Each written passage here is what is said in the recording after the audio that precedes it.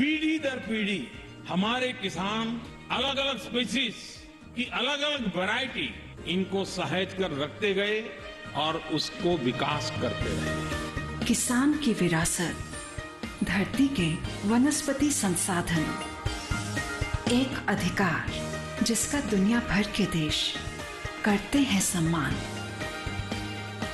आज भारत उन अधिकारों को दे रहा है नए मुकाम, ताकि और बढ़े किसानों की वंशागत किस्मों की पहचान का अभियान।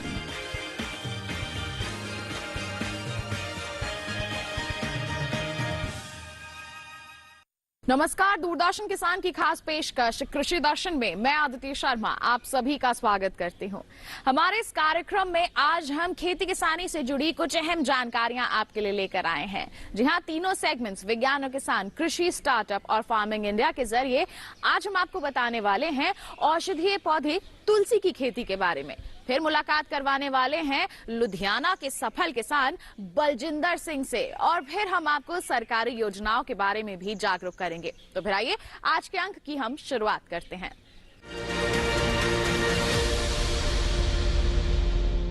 आइए कार्यक्रम में सबसे पहले हम नजर डालते हैं हमारे सेगमेंट विज्ञान और किसान पर।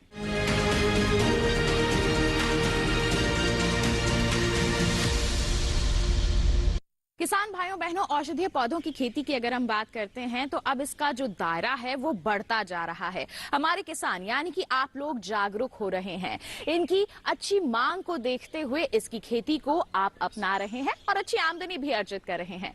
आज हम आपको एक ऐसे ही औषधीय पौधे की खेती के बारे में बताने वाले हैं। आज हम बात करेंगे तुलसी की खेती की। जी हाँ, तुलसी कई तरह के औषधीय गुणों से भरपूर होती है। ऐसे में इसकी खेती को अपनाना फायदे का सौदा साबित हो सकता है। तो किस तरह से आप इसकी खेती कर सकते हैं, आइए आपको बताते हैं। हमारे देश में तुलसी का पौराणिक महत्व है। भले ही ये तुलसी के नाम से जाना जाता हो, लेकिन इसके दूसरे भी कई नाम हैं। मिसाल के तौर पर सुलभा, ग्राम्या, पुरसा, बहुमंजरी और होली बेसिल। दुनिया भर में इसकी करीब 150 किस्में पाई जाती हैं। ऑसिमम बेसिलिकम यानी पोवई तुलसी, ऑसिमम अमेरिकनम यानी काली तुलसी, ऑसिमम ग्रेटिसिकम यानी वन तुलसी या राम तुलसी, ऑसिमम विल्डी यानी जंगली तुलसी, ऑसिमम सैंक्टम और ऑसिमम क्लीमंड्सक्रिकम इसकी कुछ प्रमुख प्रजातियां हैं। कमाल की बात तो ये है कि इसकी खेती कम उपजाऊ जमीन में भी आसानी से की जा सकती है। हाँ, खेत में पानी की निकासी का उचित इंतजाम होना जरूरी है। वैसे बलुई दोमट मिट्टी इसके लिए बहुत उपयुक्त है। ये उष्णकटिबंधीय या उपोष्ण कटिबंधीय दोनों तरह की जलवायु में हो जाती है। खेती 2 चरणों में होती है। पहले बीज बोकर नर्सरी तैयार करेंगे और फिर रोपाई। बुआई के लिए जमीन जून के दूसरे हफ्ते तक तैयार हो जानी चाहिए। जमीन तैयार करने के लिए 15 से 20 सेंटीमीटर गहरी जुताई करेंगे और फिर 15 टन प्रति हेक्टेयर की दर से गोबर की सड़ी खाद मिट्टी में अच्छी तरह मिला लेंगे। सतह से उभरी हुई 1 मीटर लंबी और इतने ही मीटर चौड़ी क्यारियां बना लेंगे। 1 हेक्टेयर खेत के लिए 750 ग्राम से 1 किलो बीज, 20 किलो फास्फोरस और 20 किलो पोटाश की जरूरत होगी। इसका बीज सीधे नहीं बोना है, बल्कि रेत या बालू में मिलाकर बुआई करनी है। बीज कतारों में बोने हैं। एक कतार से दूसरी कतार की दूरी 8 से 10 सेंटीमीटर रखनी है। बीज को ज्यादा गहरा नहीं बोना है। जमाव के 15 से 20 दिन बाद 20 किलो प्रति हेक्टेयर की दर से नाइट्रोजन डाल देने से अच्छी पैदावार होती है। 5-6 हफ्तों में पौध रोपाई के लिए तैयार हो जाएगी। रोपाई मौसम साफ रहने पर दोपहर के बाद ही करें और कतार से कतार की दूरी 60 सेंटीमीटर जबकि पौध से पौध की 30 सेंटीमीटर रखें। चूंकि ये बरसात की फसल है, इसीलिए अगर ठीक ठाक बारिश होती रहे तो सितंबर तक कोई सिंचाई नहीं करनी पड़ती। उसके बाद जरूरत के हिसाब से पानी देते रहना है। रोपाई के 1 माह बाद पहली निराई गुड़ाई करनी है और निराई गुड़ाई के 3-4 हफ्तों बाद दूसरी। खेत अगर बड़ा है तो ये काम ट्रैक्टर से भी किया जा सकता है। तुलसी के लिए 15 टन प्रति हेक्टेयर के हिसाब से गोबर की खाद रोपाई से पहले डालनी है। इसके अलावा 75 से 80 किलो नाइट्रोजन, 40 ग्राम फास्फोरस और 40 किलो पोटाश की जरूरत होगी। रोपाई से पहले फास्फोरस और पोटाश की पूरी मात्रा जबकि नाइट्रोजन की 1/3 मात्रा देनी है। बाकी नाइट्रोजन 2 बार में खड़ी फसल में देना है। रोपाई के 10 से 12 हफ्ते बाद तुलसी कटाई के लिए तैयार हो जाती है। ये वो समय है जब पौधे में पूरी तरह से फूल आ जाते हैं और नीचे के पत्ते पीले पड़ने लगते हैं। इस तरह 1 हेक्टेयर फसल से 20 से 25 टन पैदावार ली जा सकती है, जिसमें 80 से 100 लीटर तेल निकल आता है। तो ये था सेगमेंट विज्ञान और किसान। इसी के साथ कार्यक्रम में वक्त हो चला है एक छोटे से ब्रेक का। आप कहीं मत जाइए, हम जल्द ही हाजिर होंगे। बने रहिए दूरदर्शन किसान पर, देखते रहिए कार्यक्रम कृषि दर्शन।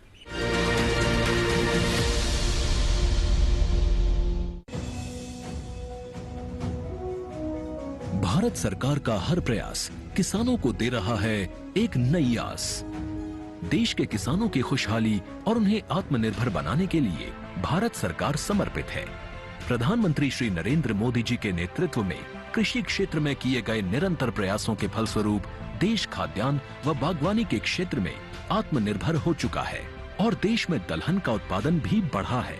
इसी तरह भारत सरकार ने खाद्य तेलों के उत्पादन को बढ़ाने के भी अनेक प्रयास किए हैं। इसी क्रम को आगे बढ़ाते हुए माननीय प्रधानमंत्री श्री नरेंद्र मोदी जी के नेतृत्व में भारत सरकार ने दूरदर्शी निर्णय लेते हुए राष्ट्रीय खाद्य तेल मिशन ऑयल पाम की शुरुआत की है। इस मिशन से देश भर के किसानों को बहुत लाभ मिलेगा। कृषि के पूंजी निवेश में वृद्धि होगी, खाद्य तेल आयात पर देश की निर्भरता कम होगी और रोजगार के नए अवसर पैदा होंगे। खाने के तेल में आत्मनिर्भरता के लिए अब राष्ट्रीय खाद्य तेल मिशन ऑयल पाम का संकल्प लिया गया है। इससे किसानों को तो सीधा लाभ होगा ही, गरीब और मध्यम वर्ग के परिवारों को सस्ता और अच्छी क्वालिटी का तेल भी मिलेगा। यही नहीं, ये मिशन बड़े स्तर पर रोजगार का निर्माण करेगा। इस मिशन के अंतर्गत ऑयल पाम का रकबा और पैदावार बढ़ाने पर जोर देने के लिए सरकार ने 11,000 करोड़ रुपए से अधिक की सहायता राशि निर्धारित की है। मिशन के तहत सरकार ने ऑयल पाम की खेती के लिए रोपण आदि की सहायता में बढ़ोतरी करते हुए पहले मिलने वाले 12,000 रुपए प्रति हेक्टेयर को बढ़ाकर 29,000 रुपए प्रति हेक्टेयर तक कर दिया है। ऑयल पाम के पुराने बागों के पुनरुद्धार के लिए 250 रुपए प्रति पौधा के हिसाब से विशेष सहायता दी जा रही है। पौधारोपण सामग्री की कमी दूर करने और बीजों की पैदावार करने वाले बागों को भी सहायता दी जाएगी। इसके तहत 15 हेक्टेयर ऑयल पाम उद्यान के लिए 80 लाख रुपए तक की सहायता राशि दी जाएगी। इसके अलावा नर्सरी विकास के लिए 40 लाख रुपए तक तय किए गए हैं। पूर्वोत्तर और अंडमान राज्यों के लिए विशेष सहायता का भी प्रावधान है। ऑयल पाम के किसान ताजे फलों के गुच्छे यानी FFB का उत्पादन करते हैं, जिनकी वर्तमान में कीमतें अंतर्राष्ट्रीय मूल्यों में उतार चढ़ाव के आधार पर तय होती हैं। पहली बार केंद्र सरकार ताजे फलों के गुच्छे की कीमत के लिए किसानों को आश्वासन दे रही है। ये व्यवहार्यता मूल्य यानी VP कहलाएगा, यानी किसानों को कोई घाटा नहीं होने दिया जाएगा। व्यवहार्यता मूल्य VP तय करने की शुरुआत 1 नवंबर से होगी और अगले वर्ष 31 अक्टूबर तक जारी रहेगी। इसे ऑयल पाम वर्ष कहा जाएगा। इस योजना के तहत वर्ष 2025-26 तक ऑयल पाम का रकबा 6.5 लाख हेक्टेयर सृजित करने और कच्चे ऑयल पाम की पैदावार वर्ष 2025-26 तक 11.20 लाख टन पहुंचाने का लक्ष्य निर्धारित किया गया है। सरकार के इस महत्वपूर्ण निर्णय से देश में ऑयल पाम की खेती करने वाले किसानों में विश्वास पैदा होगा और वे खेती का रकबा बढ़ाएंगे। इस तरह पाम ऑयल का उत्पादन भी बढ़ेगा, जिससे किसानों की आय बढ़ेगी और ग्रामीण अर्थव्यवस्था भी सुदृढ़ होगी।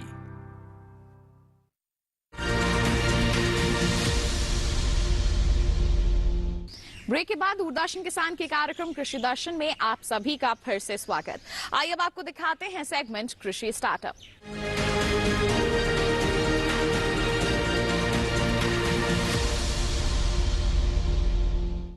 आज के कृषि स्टार्टअप में बात पंजाब लुधियाना के हमारे सफल किसान की। हमारे जो किसान हैं वो फसलों का उत्पादन करते हैं, लेकिन आज के हमारे जिस सफल किसान से हम आपकी मुलाकात करवाने वाले हैं वो बीज उत्पादन करते हैं। जी हाँ, अच्छी गुणवत्ता वाले जो बीज हैं उनका उत्पादन करते हैं और साथ ही साथ अन्य किसानों को उपलब्ध भी करवाते हैं। नाम है इनका बलजिंदर सिंह। किस तरह से उन्होंने बीज उत्पादन की शुरुआत की, क्या थी उनकी सोच, आइए उन्हीं से जानें।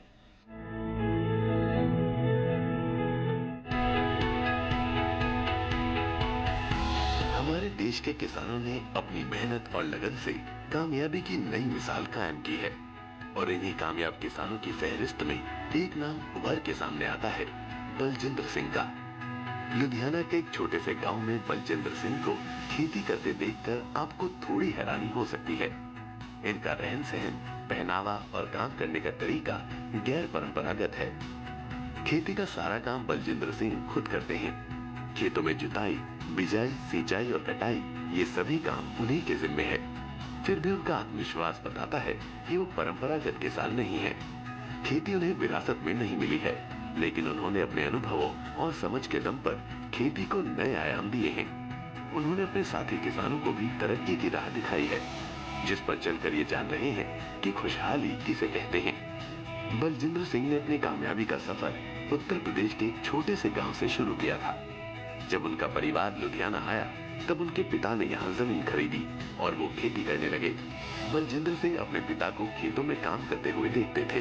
वो खेतों पर अपने पिता और स्थानीय किसानों को कड़ी मेहनत करते देखते, जिससे उनका घर चल रहा था। बलजिंदर सिंह का रुझान खेती की तरफ होता गया। उन्होंने निश्चय कर लिया था कि वो बड़े होकर किसान ही बनेंगे।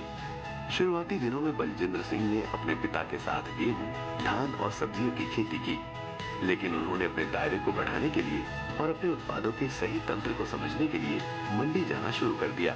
यहाँ उन्होंने जाना कि क्यों किसान हर महीने नुकसान में रहता है। उपज का अच्छा दाम नहीं मिल पाने और उपज के सही समय पर नहीं बिकने के कारण बलजिंदर सिंह बेहद परेशान रहते थे।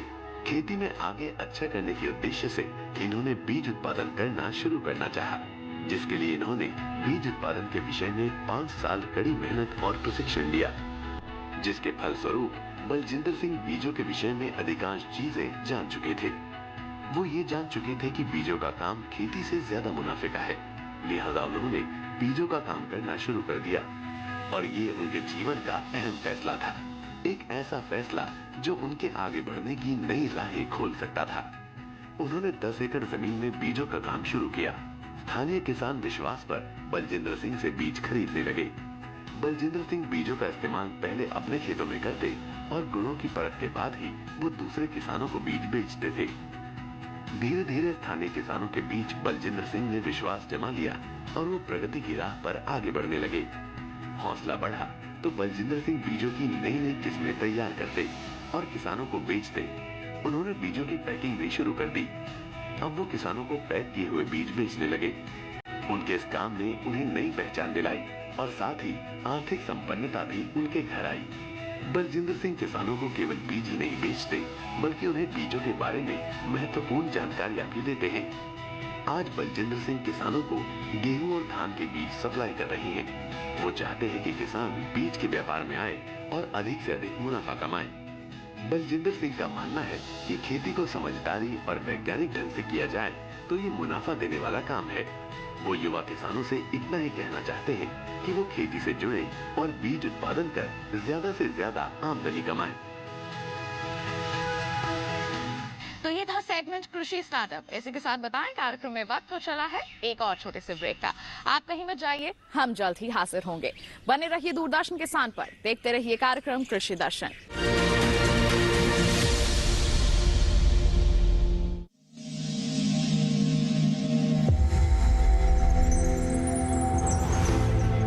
आत्मनिर्भर किसान भारत की शान। उत्पादन में आत्मनिर्भर होने के साथ साथ फसल की कटाई के उपरांत उपज की हानि को रोकने, ग्रामीण क्षेत्रों में रोजगार सृजन करने और बीज से बाजार तक के विजन को मजबूती देने के उद्देश्य से 1 वर्ष पूर्व माननीय प्रधानमंत्री श्री नरेंद्र मोदी जी ने एक महत्वाकांक्षी केंद्रीय योजना एग्रीकल्चर इंफ्रास्ट्रक्चर फंड की शुरुआत की।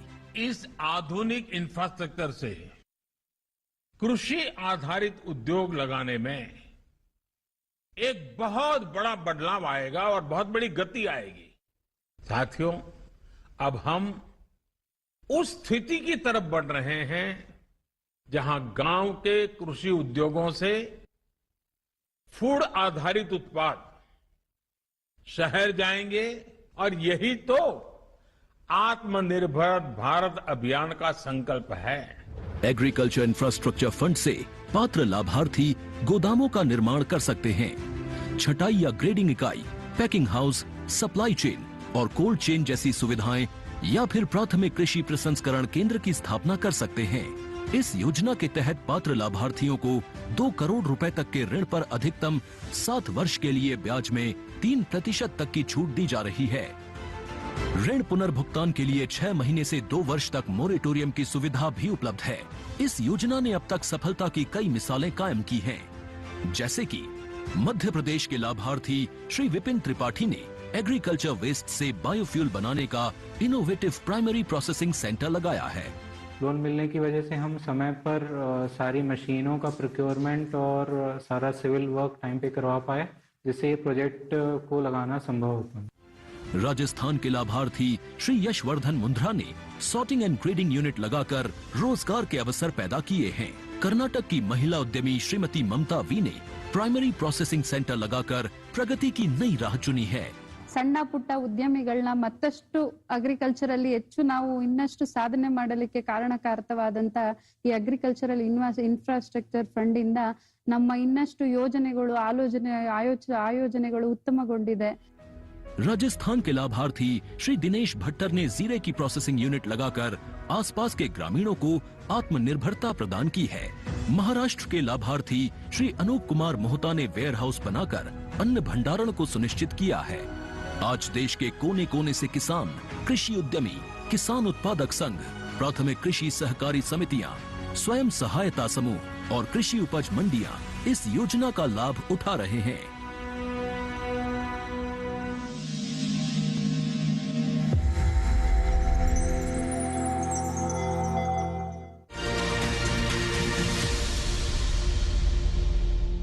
ब्रेक के बाद दूरदर्शन किसान के कार्यक्रम कृषि दर्शन में आप सभी का फिर से स्वागत। किसान भाइयों बहनों, आइए अब कार्यक्रम में वक्त है नजर डालने का सेगमेंट फार्मिंग इंडिया पर।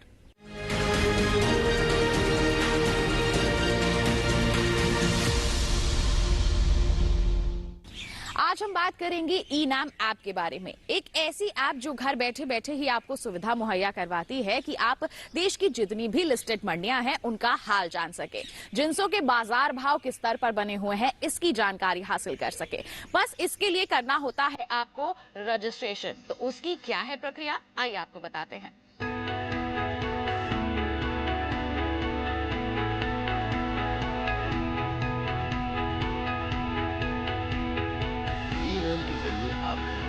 न केवल एपीएमसी से जुड़ी किसी भी मंडी में चल रहा भाव मालूम कर सकते हैं, बल्कि अपनी फसल का सौदा कर सकते हैं और घर बैठे समय पर बिकी हुई फसल का भुगतान भी पा सकते हैं। ई-नाम दरअसल कोई समानांतर मार्केटिंग संरचना नहीं है, बल्कि ये मंडियों का ही राष्ट्रीय नेटवर्क बनाने का एक साधन है, जिसे ऑनलाइन एक्सेस किया जा सकता है। पुरानी मंडी व्यवस्था में किसान सिर्फ मंडी में ही फसल बेच सकता था, लेकिन ई-नाम के माध्यम से वो मंडी के बाहर भी फसल बेचने के लिए आजाद है। ई-नाम मुख्य रूप से एक राष्ट्र एक बाजार की अवधारणा पर आधारित है। इसे कृषि और किसान कल्याण मंत्रालय के जरिए एक निवेश के साथ बनाया गया है और इसके लिए विकसित सॉफ्टवेयर सभी मंडियों के लिए उपलब्ध है। ऐसी मंडियां जो राज्य मंडी अधिनियम के नियमों के अनुरूप राष्ट्रीय नेटवर्क में शामिल होने के लिए सहमत हो। अगर किसी किसान को स्थानीय मंडी में बेहतर भाव नहीं मिल रहे हैं तो वो दूसरी मंडी का रुख कर सकता है। यहाँ तक कि वो अपने राज्य के बाहर भी फसल बेच सकता है। शुरुआत में सिर्फ 21 मंडियों को ही इसमें शामिल किया गया था और सिर्फ चुनिंदा फसलों की ही बिक्री होती थी, लेकिन आज 18 राज्यों और 3 केंद्र शासित प्रदेशों की 1000 मंडियां इसमें शामिल हो चुकी हैं, जहां 175 फसलों को खरीदा और बेचा जा सकता है। 31 जनवरी तक के आंकड़े बताते हैं कि ई-नाम पर 1,72,70,000 किसान, 2,13,844 व्यापारी, 1,02,068 कमीशन एजेंट और 2,050 FPO जुड़े हैं। किसानों के लिए ई-नाम पर मुख्य रूप से 4 फायदे हैं। पहला, इस पोर्टल पर कारोबार में पारदर्शिता दिखाई देती है और किसानों को बेहतर भाव की संभावना बढ़ती है। पारदर्शिता का मतलब ये हुआ कि किसानों के साथ धोखाधड़ी की संभावना कम हो जाती है। दूसरा फायदा ये है कि अन्नदाता की पहुंच ज्यादा मंडियों और व्यापारियों तक सीधे हो गई है। तीसरे, मंडियों में आवक और भाव की तुरंत जानकारी मिल जाती है। और चौथा, भुगतान बहुत जल्दी हो जाता है और पैसा सीधे किसान के खाते में जाता है, तो अगर आप भी सुविधा का फायदा उठाना चाहते हैं तो ई नाम पर रजिस्ट्रेशन कराना होगा। रजिस्ट्रेशन की कोई फीस नहीं है। बात करेंगे हम केसीसी यानी कि किसान क्रेडिट कार्ड की। हमारे किसानों को आर्थिक मजबूती प्रदान करने वाला कार्ड है ये। बस आपको इसके लिए अप्लाई करना होता है बैंक में और आप इसका लाभ ले सकते हैं। बिना किसी बड़ी प्रीमियम दर के आपको आसानी से ही ऋण की सुविधा भी उपलब्ध हो जाती है। तो किस तरह की प्रक्रिया को आपको अपनाना है, आइए आपको बताएं।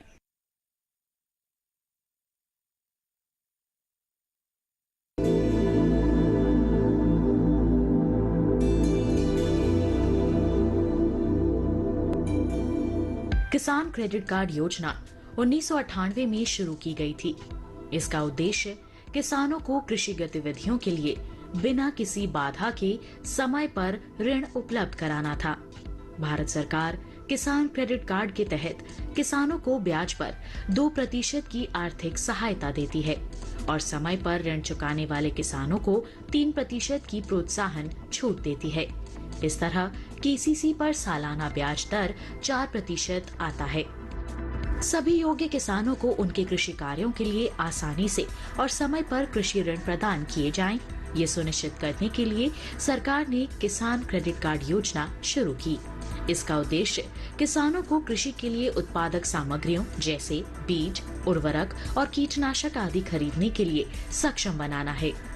सरकार ने किसानों के हित में बड़े कदम उठाते हुए 2019 में केसीसी में ब्याज दर में आर्थिक सहायता का प्रावधान शामिल करते हुए इसका लाभ डेयरी उद्योग समेत पशुपालकों और मछली पालकों को भी देने की व्यवस्था सुनिश्चित की है। किसान क्रेडिट कार्ड के दायरे में किसानों को लाने के लिए फरवरी 2020 से एक विशेष अभियान चलाया जा रहा है। वर्ष 2012 से केसीसी योजना को और सरल बनाया गया है। इसके तहत लाभार्थियों को एटीएम सक्षम डेबिट कार्ड के प्रावधान सहित एक बार में दस्तावेजीकरण की सुविधा, सीमा में निर्माण लागत में वृद्धि और सीमा के भीतर कितनी भी संख्या में निकासी आदि की सुविधाएं दी गई हैं। सार्वजनिक क्षेत्र के बैंकों और नाबार्ड से प्राप्त सूचना के अनुसार इस अभियान के तहत 29 जनवरी 2021 तक देश भर के किसानों को 1.76 लाख करोड़ रुपए की खर्च सीमा के साथ 187.03 लाख केसीसी स्वीकृत किए गए हैं। किसान क्रेडिट कार्ड की वजह से किसान अपनी फसल का बीमा भी करवा सकते हैं, जिस किसी भी कारण से अपनी फसल नष्ट होने पर उनको मुआवजा भी दिया जाता है, जैसे बाढ़ की स्थिति में फसल का डूब के नष्ट हो जाना या सूखा पड़ने पर फसल का जल जाना आदि सुविधाओं में यह किसान क्रेडिट कार्ड बहुत ही ज्यादा काम आता है। इसकी वजह से किसान लाभ उठा सकते हैं। सस्ती ब्याज दर पर लोन उपलब्ध कराने के इस अभियान से न सिर्फ किसानों की आय में बढ़ोतरी होगी, बल्कि इससे ग्रामीण अर्थव्यवस्था को मजबूती मिलेगी और कृषि तथा इससे जुड़े क्षेत्रों में उत्पादन बढ़ेगा। साथ ही हमारे देश के लिए खाद्य सुरक्षा सुनिश्चित करने की दिशा में भी इस मुहिम की विशेष भूमिका होगी। अनंत असीम प्रकृति और उसमें निहित जीवन के रहस्यों के गूढ़ स्रोत, प्लांट जेनेटिक रिसोर्स।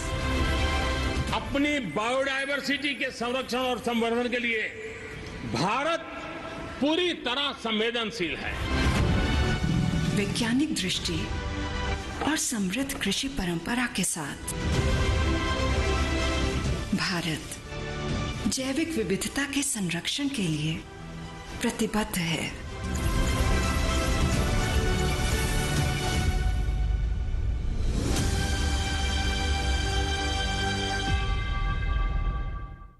ये था सेगमेंट फार्मिंग इंडिया। इसके साथ बता दें आज के कार्यक्रम में बस इतना ही। उम्मीद है जितनी भी जानकारियां आज के कार्यक्रम के माध्यम से आप तक पहुंचाई गई हैं, सभी आपके लिए फायदेमंद साबित हुई होंगी। एक विशेष जानकारी और है, टीवी स्क्रीन पर दिखाए जा रहे इस क्यूआर कोड को आप स्कैन कर लीजिए, सीधा पहुंचेंगे हमारे यूट्यूब चैनल पर। दोबारा तमाम जानकारियां आप हासिल कर सकते हैं। साथ ही आप हमसे जुड़ सकते हैं। ईमेल कीजिए हमें। ईमेल आईडी है krishidrshanddd@gmail.com। आप हमें पत्र भी लिख सकते हैं। पता है हमारा कृषि दर्शन, कमरा नंबर 58, CPC दूरदर्शन, खेलगांव, नई दिल्ली 110049। इसी के साथ आज के लिए इतना ही। अगले अंक में फिर होंगे हाजिर। तब तक के लिए दीजिए इजाजत, लेकिन आप बने रहिए दूरदर्शन किसान पर। नमस्कार।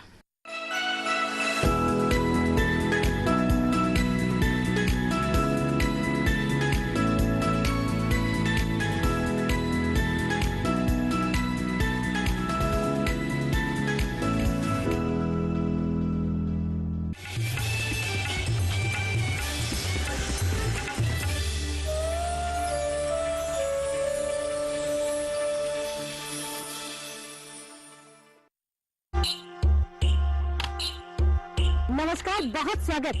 मैं राधिका चौधरी आप सबका स्वागत करती हूँ राजस्थान से।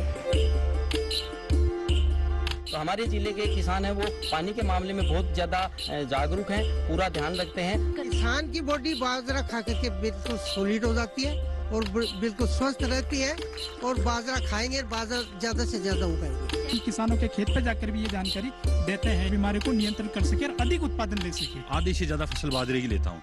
तुम्हें फायदा है कि नहीं?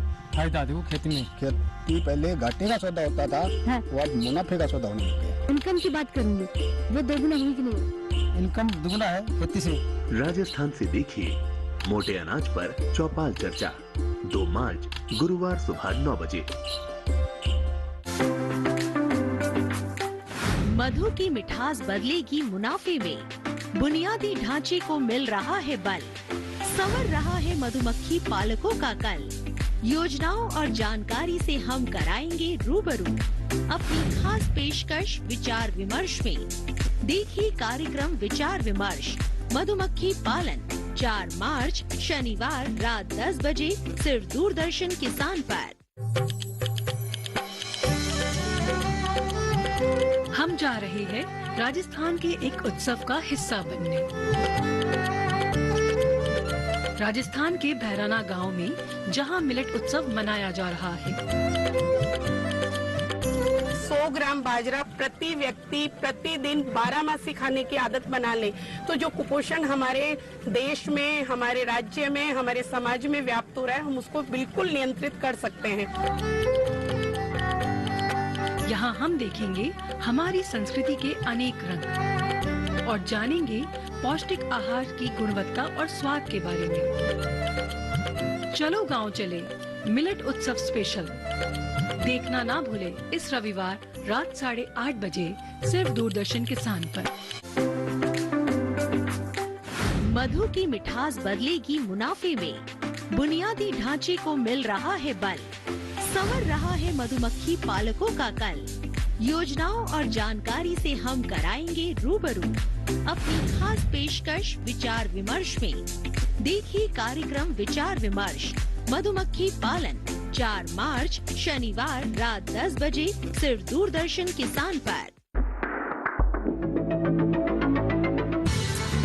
खाना छोड़कर कितने दिन जी पाएंगे, समझिए उपवास का शरीर पर असर। व्रत क्या किसी मकसद के नाम पर खाना छोड़ने वाले इंसान के शरीर में कैसे बदलाव आते हैं, देखिए मंथन में इस शनिवार सुबह 10 बजे सिर्फ डीडी नेशनल पर।